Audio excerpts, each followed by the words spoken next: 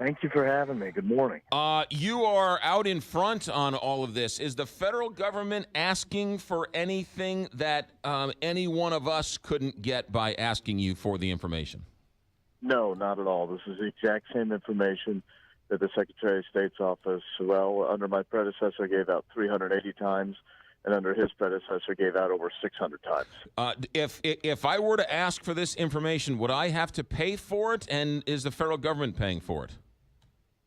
I would have to look. I know at times there's been a charge for it, but it's been a nominal charge. I think right now the electronic version is maybe $100, and we're actually looking to see if that's appropriate or for charging too much.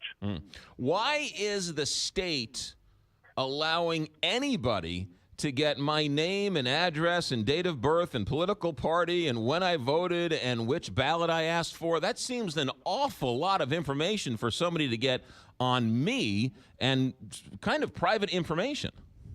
Well, actually, they're not giving out all of that data. It will not show your political party. The state of Missouri does not record that information. We do not have that. We couldn't even give that out because we don't record it. We don't record how you voted.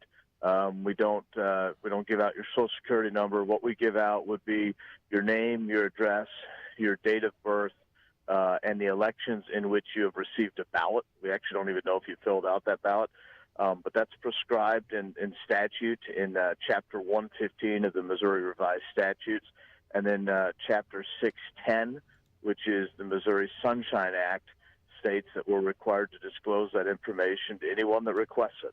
So even if you didn't want to give out this information to the federal government, you are forced to by statute? Yes, I'm required to. The Sunshine Act is meant to be a tool to make sure that the government is transparent and that the citizens can know what's going on. In one sense, we want to make sure that if politicians have access to any sort of data, you, the citizens, it does also. You're a big privacy guy. If this was your choice, would you be so inclined to hand out this information if it was your choice? You know, I think that's a great question. And one of my concerns right now with what's going on is that there's so much misinformation about what information is going out and what's done with it, that I think we're not having the conversation we should have, which you originally brought up, which is really what information should we be giving out, and what information should be available to anyone, what information should the state be collecting. And I think we ought to get past the kind of the politicalization and trying to say, well, I won't give it out to these people, but I'll give it out to those people. And we should always have conversations about what the government's collecting and what's required. Would you be in favor, if this was your choice, or would you be in favor of this information being remained private and not have the federal government be able to have this information? Well, I mean, let me just say there are two things there. One, if it's going to be given out to the politicians, and every politician uses it in their elections, so that's how they robocall you and send you mail and go door to door and know whose door to knock on. If the politicians have access to it, I believe every citizen of the state should have access to it. Generally speaking, am I concerned, though, with your name and address being a public record? That already is. When you buy property, you have that deed's a public record. All that information is already out there besides voting details. So it's not just because you're registered to vote that information is collected. All that information is already collected and out there. Right, I understand it, but one of the most annoying things in the world are robocalls. And so, yes. But you're telling me that my vote, to register to vote, they're taking that and then using that to annoy me with robocalls. Seems like that should remain private so politicians don't annoy me when I'm having dinner. Well, unfortunately, registering to vote isn't the only way in which that information is going to become public. And I should mention that your phone number doesn't become public because of registering to vote. They just aggregate that data with other information that is public. Yeah. But it does seem a lot of privacy experts, especially in the state of Missouri, don't want to set up a list to figure out who's buying prescription pain pills so they can doctor shop to propagate the heroin addiction. And yet people are awful quick to give the federal government our name, number, and the like. It seems like there's not a consistent argument here when it comes to public and private information and what the governments can and can't use?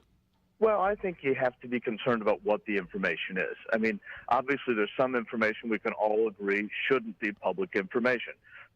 Should the medicine that I'm taking for medical problems or for illnesses or sicknesses be public information? I don't think so. I think that's very private.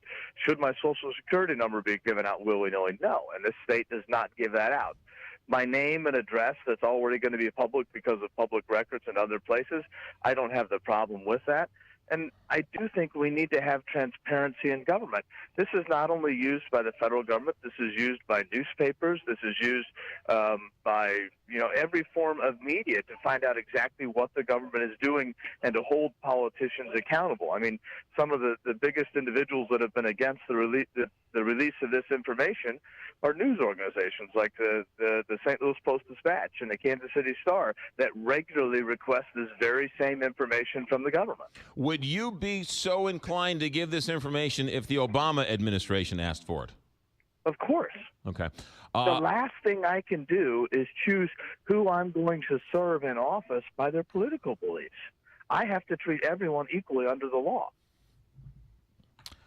Secretary of State Jay Ashcroft. Last question for you. You are in charge of our elections, and as I understand it, the presidential elections are not one national election; it's 50 individual state elections, and you're in charge of those elections here in the state.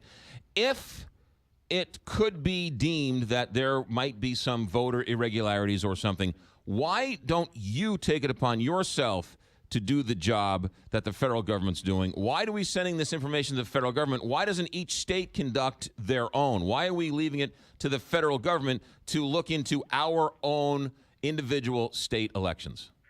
Well, first off, let me thank all the local election authorities, the county clerks, and the boards of elections that do 99% of the work to run elections. I have the great privilege as Secretary of State to work with them in running elections. And secondly, states are actually working with some of this data themselves.